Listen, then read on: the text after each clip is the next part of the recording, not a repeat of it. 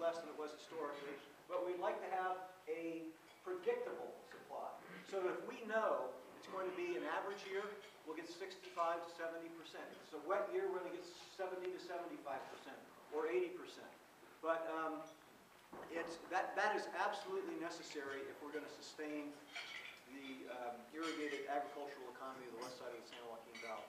So that is a very brief overview of some of the things that we're involved in, some of the issues that we're dealing with. And I would be happy now to open it up to questions, and I hope that there are a lot of good questions, but I won't react too negatively. Tom? Yes. You're like one of the main reasons I joined the tour. Oh, well. When I knew you were speak.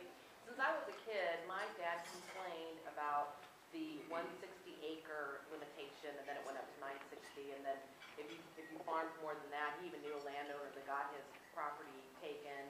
How has Westlands, I know you have some people who farm 30,000. How have you guys dealt, well, or 10,000. That might be a slight exaggeration. Well, the question pertains to is the acreage limitation provisions of the reclamation law. In 1926, Congress enacted a provision, amended the Reclamation Act of 1902 to create a provision that said that project water was only available to lands held within the acreage limitation. And there are lots of nuances in the law. An individual could own 160, a husband and wife could own 320, and then under the law you were allowed to lease as much land as you wanted, and all of those lands were eligible to receive project water. If an individual owned more than 160, or if a couple owned more than 320 acres of land, when the lands became enrolled in a reclamation project, they could not receive water on their excess lands unless they executed an agreement with the government that said that within a period of 5 years, they would sell those excess lands at a price that did not reflect the value of the water supply. We typically refer to it as the dry land value. And so what would happen is within a 5-year period, the Secretary of the Interior or his designee would approve a price for the sale of the property, and the landowner was compelled to sell the excess lands at that price.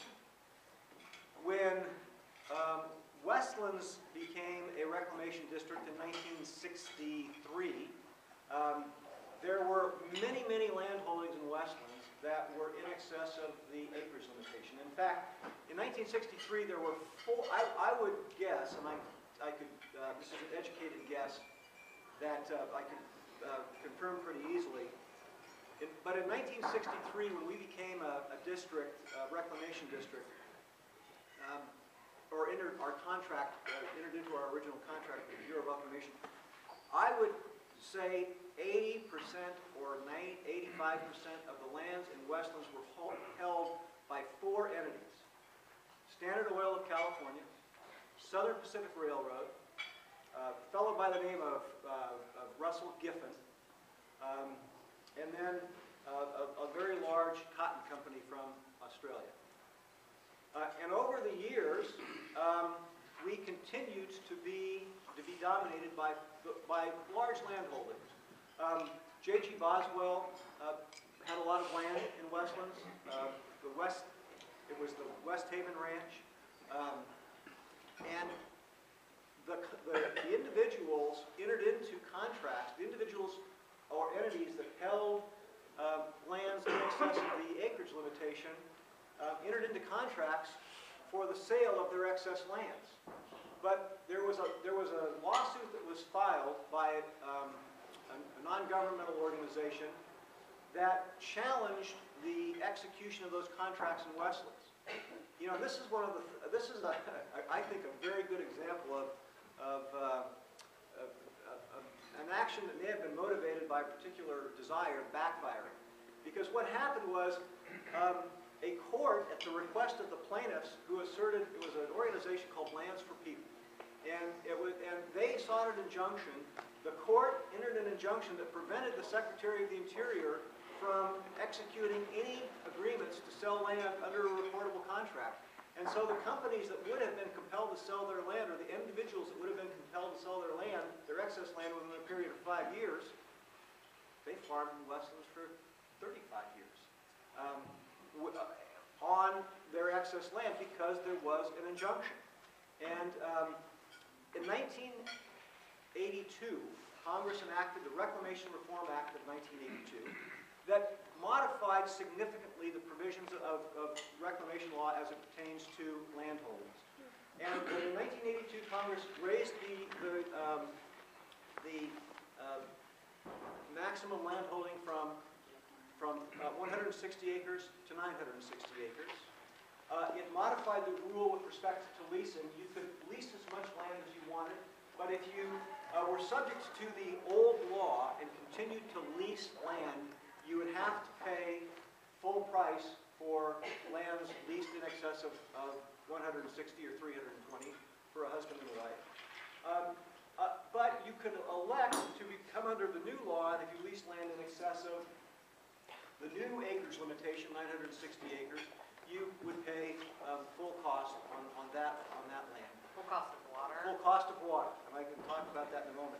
I'm sorry, that's not correct. If your district remained under the old law and elected, and you individually elected, or if your district elected to be subject to the new law pending the expiration of the contract, you would pay what was called the O&M rate, as opposed to the full rate. If you were under the new law and leased in excess of 960, you paid the full cost. So there's a long history of West-wide concerning acreage limitations, but I like to suggest that the provisions of reclamation law, or that Westlands Water District is the epitome of those laws having succeeded. If you go to our website, you can locate some ownership maps, and it shows you the progression of ownership in Westlands in 1965, in 1975, in 1985, and today. And we went from those large land holdings in excess of 40 or 50,000 acres. Literally, Southern Pacific Railroad owned every other section of land in Westlands. And so we went from 4 large landholders to today we have over 2,600 landowners in Westlands as opposed to 4. And the average size farm in Westlands is about 850 acres. There are some larger farms. We don't have any 30,000 acre farms. The largest farm we have in the district is about 10,000 acres. And that's a large farm, there's no question about it.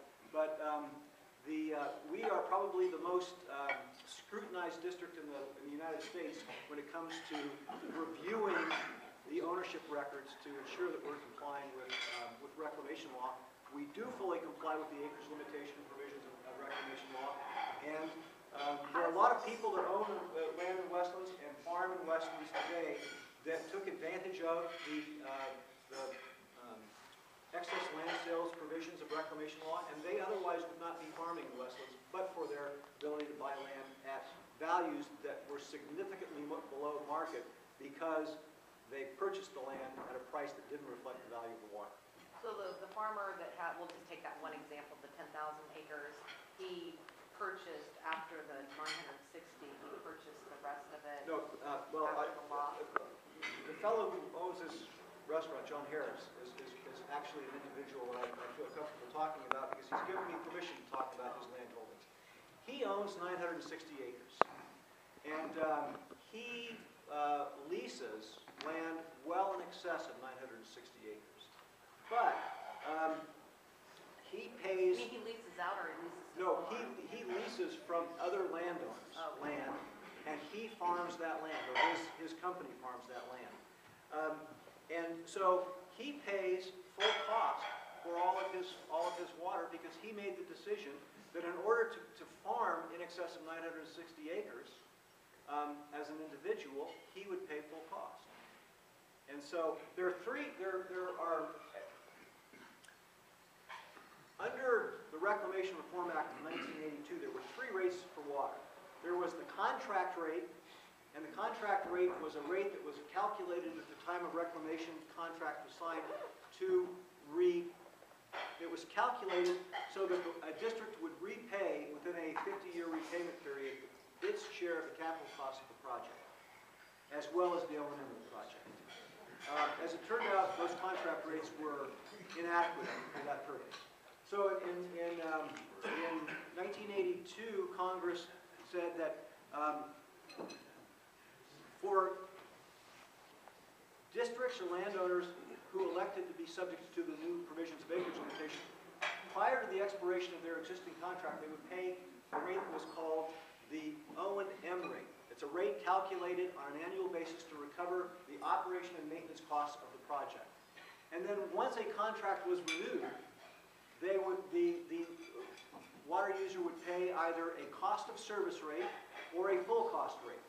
And the cost of service rate is a rate that is calculated to pay the O&M annually of the project, as well as the capital cost of the project. And under PL 94,596, we have a repayment period to 2030. So every year, Reclamation recalculates the water rates to cover O&M and recover those capital costs prior to 2030.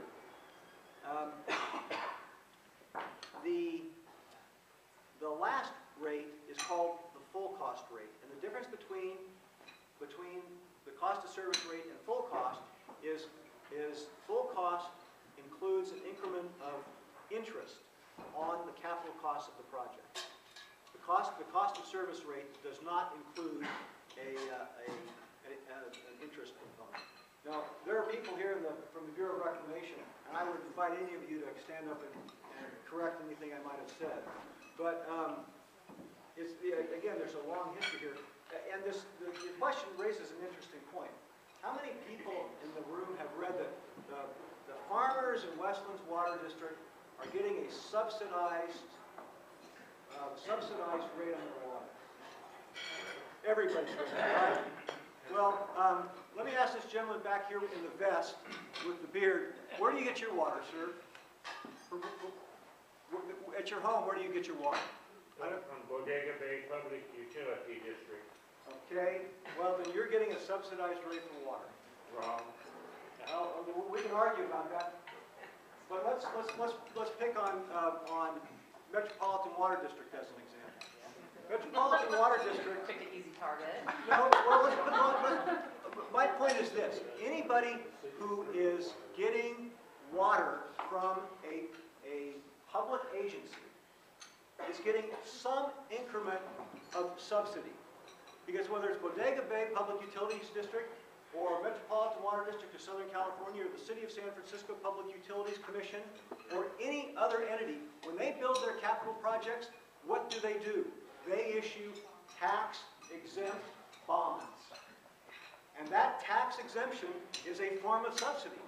Now, in Westlands Water District, I will not stand up here and argue, we get a subsidized rate for those water users who are not paying interest on the capital components. That's a subsidy. But it is no different than the subsidy that any other public agency gets when they issue tax-exempt bonds.